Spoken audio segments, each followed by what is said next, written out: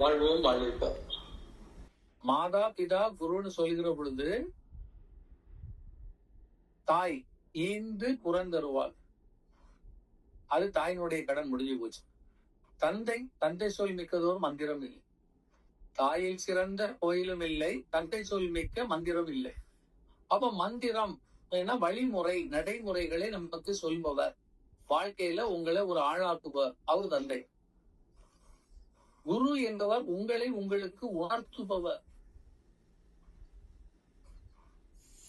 நீங்க உங்களை உணரலைன்னா, எந்த கோயிலுக்கு நம்ம போனா எந்த சாமிக்கு நம்ம உதவுன்னு தெரியலன்னா எந்த மந்திரம் படிச்சு என்ன பிரயோஜனம்?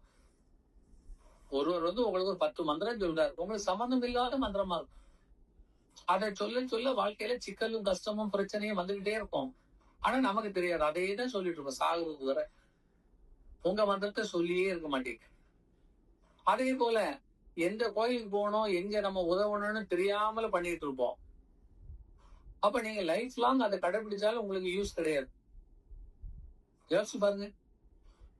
அப்ப எது முக்கியம்? ஒரு குரு கிடைச்சு உன்னுடைய தனி மந்திரம் இதுப்பா, இதை மட்டும்தான் சொல்லணும், மற்றதெல்லாம் விட்டுரு.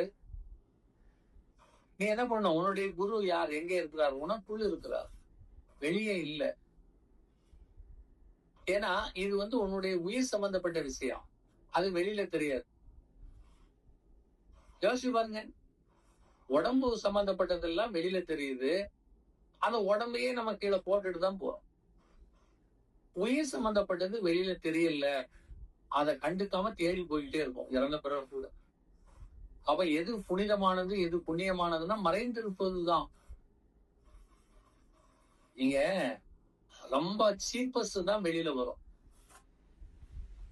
ஹை பொசிஷன்ல இருக்கக்கூடியது வெளியில வர்ற. இப்ப டைமண்ட்லாம் பிளாட்ஃபார்ம்ல போட்டு விற்கவோ, ஒரு கடைக்கு நீங்க போனீங்கன்னா கடையில கண்ணாடி ஷோல எல்லாம் டைமண்ட் வச்சிருக்க மாட்டான்.